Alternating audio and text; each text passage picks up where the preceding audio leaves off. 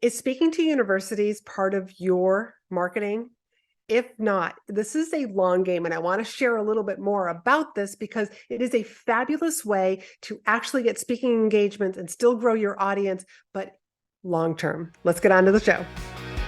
You're listening to Be in Demand, the podcast for honest advice, inspiring stories, and ideas for growing your business by leveraging the expert that you are. I'm your host, Laurie-Ann, business mentor, and I'm also a reformed painfully shy girl, red wine lover, and exercise enthusiast. Join me as I share how being positioned as the expert in your industry, even if it's a busy one, will help you stand out and be the one in demand to hire and work with. So I'm sure that this really intrigued you about speaking to universities, but I wanted to address this because it really is a long game. It's something that I have done again and again and again. I've been paid to speak at universities, and I openly come in as guest experts and actually speak to a number of different classes, and I have spoken to in a number of different universities as well. It is a long game. Let's just start there. You probably are wondering, like, what does that mean? It's a long game. But speaking at a university, these are, let's just say that they're seniors. So they're probably about 22 years old. And in about 5 years, this is how I want you to look at it. In about 5 years, they're going to be in a position where their boss might be saying, like, hey, we need to find us a speaker. Oh, I remember this speaker that came in and spoke at our college, that spoke in our class, spoke in our club, and et cetera. Who I'm still on their email list because I joined their email list. I started listening to their podcast after they spoke. So it becomes a long game. So this is something that I have done very successfully throughout the years. When I was speaking in the leadership industry and corporate engagement, I would go in and speak in like leadership programs, classes that actually were teaching about corporate engagement and employee engagement, whether that was an HR degree or it was a leadership degree. There's all different types of degrees that are out there, and teachers and professors that are looking for speakers, guest experts, people that are out in the field. And having written a couple of books, I've also been able to sell a lot of my books to the students as well. It becomes like a form of reference for them. And it also becomes a great business card if you think about it. People won't throw a book away, but they will throw a business card away. A book might get recycled, might get sent to a used bookstore, or it might just get packed up in a box and moved from place to place. So never underestimate the power of speaking at universities. So I just finished speaking virtually to a program. I'm going to call it a program because it wasn't a class, but it was a group of seniors who are founders in their company. This is a business school, and they are moving on to creating companies. That is the whole point, is that they leave school and have a business plan, have an idea, are getting, in front of venture capitalists, are giving their elevator pitches. And so I was asked to come in and speak to this group of founders, so that I could teach them a little bit more about public speaking. And so I was able to share a lot of things with them. And in the 90 minutes that we were together, we talked a lot about, all the different forms of speaking. How long should a speech be? And if you're wondering that answer, a speech should be as long as it needs to be. So in other words, if you can finish saying what you need to say in 15 minutes, please do not drag it on for another 45 minutes just to complete your hour. You want to make sure that you are speaking and have enough information to fill the allotted time that you are being asked to speak. But we talked about things about storytelling and about the power of pausing and about showing up as your true, authentic self, because the more that you are yourself, your audience is going to fall in love with you. So instead of trying to be you like some other speaker, I always want you to be you. So think about the 3 words that you want your audience to describe you as. What do you want your audience to know, think, or feel about you when you're done speaking? Come up with what those 3 words are, those 3 short phrases. And that becomes the lens that you look through speaking with. If you want to be known as, I'm very down to earth, well, maybe you're not going to wear a suit. You want to be like that casual, I wear jeans, I wear boots, I wear maybe like a jacket over the jeans. I used to wear a suit on stage and it just didn't feel right until I decided, you know what?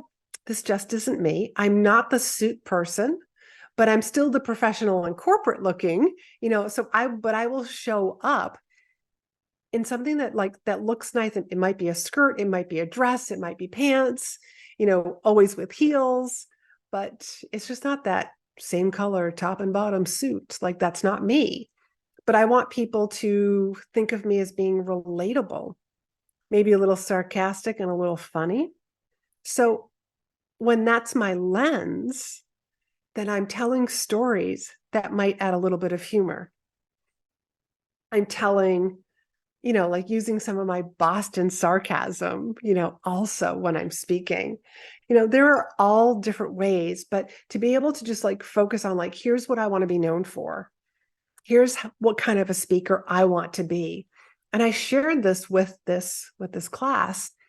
And then we also started talking about elevator pitches, because these young adults with their business ideas are going to places, are going to conferences, are getting in front of the right people, and they have to give their elevator pitch. And I have a different way of basically sharing your elevator pitch. I think it should be customized. It should be personalized to the person that you're speaking with. So how do you know which elevator pitch to give? You got to ask questions. You got to find out who's in front of you. Are they a CEO? Are they an investor? Are they in private equity? Are they the ideal client? Or do they know people that would be an ideal client for you? Are they great referral agents? So there are so many different ways to do an elevator pitch, but I believe in capturing someone's attention and personalizing it for them. So you might be wondering, like, Laurie-Ann, I listen to your podcast all the time, and this is supposed to be about speaking. And now we're talking about elevator pitches. And yes, we are, because an elevator pitch is a form of speaking. You are communicating. That's what speaking is. It's a form of communication. And I want you to communicate with confidence about who you are, what you do, and who you serve, and how you help them. And so an elevator pitch should be very personalized. Instead of, I got to make sure that I give this 3-minute long mini talk. And in truth, is just like, you don't even know if you were speaking to the right person. You don't even know if they're an interested person, if they would even understand what you were talking about. One of the brave souls stood up and said, do you live in a home? And he has some very interesting technology. Do you live in a home? And then he went on with this little spiel about electric bills. And so I stopped him. I said, do you want to know if I live in a home, or do you want to know if I'm a homeowner? Because those are 2 different questions. He was like, I want to know if you're a homeowner. I said, let's ask that question. So the conversation went like, are you a homeowner? Yes, actually, I am. Have you noticed the rising costs of electricity, of your electric bill? As a matter of fact, I have. And then he went into he went into another spiel, and I said, whoa, let's bring it back. Why don't you ask me, because he has a very interesting technology. Why don't you ask me next? Do I have solar panels? So he asked me, and I said, no, actually, I don't. And I have the perfect home for solar panels. And then he went into what his technology is. And I will just tease you a little bit. It's got nothing to do with solar panels, but it's got everything to do with rain and being able to create electricity from rainwater. So I don't understand the technology. We didn't go into that, but I just told them like this was very fascinating, but about We want to customize an elevator pitch. We want to grab more information so that we can personalize what we're saying to this person so that it's interesting for them. But again, going back to the reason why I speak at universities and the reason why you should be speaking at universities is it's really a long game. It's a wonderful way to share with these young people your expertise, the subject matter that you're an authority on, and be able to inspire them. And at the same time, like building your email list, getting more podcast followers, listening to my podcast. It doesn't matter who they are, because these are people that eventually down the road could actually be in a position to hire me. These are founders, so they might bring me into their company to help them communicate more effectively, to maybe inspire their leaders to give better presentations, pitching to venture capitalists, or even if they're just having sales meetings or sales presentations. I mean, there's so many different reasons why they might bring someone like myself in. But you should be thinking about universities. So many schools across the country. You can be either speaking in person, virtually. You can be getting paid most of the time. I do this pro bono. I just do it because I want to serve these young minds, this next generation, with some great information to help them out along their career. So I hope that this has really helped you think about, different universities. I hope some are coming to mind, but then think about how many classes, how many professors, how many different degrees or majors are in each of these universities. Just because you speak for one class doesn't mean that you can't also speak for other classes. At this particular school that I spoke to today, I have spoken in at least 4 different class situations. And adding this one now would actually make it a 5th different one, being able to speak at this particular founders.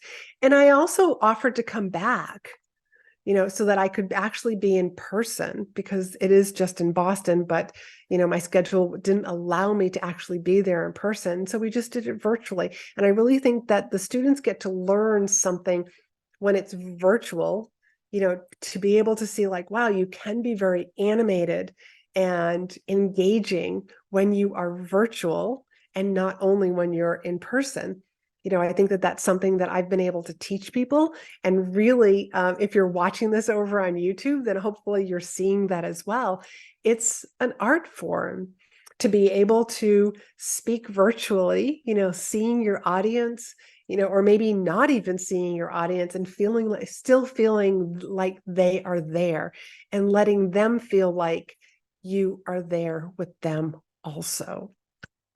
So lots of great ideas. I hope that I hope that this episode has just kind of got your mind thinking about all the different schools, majors, or places that you can start speaking.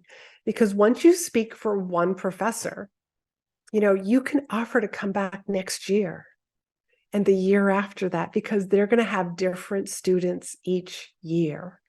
So think about it that way also. You would just have this is something that I could do on repeat. So if you're wondering geez, I'm really not sure how I can actually communicate with confidence, feel free just to book some time with me. I have a number of different programs, from my group program, In-Demand Signature Speech, to some DIY programs that you can do on your own, to working with me privately.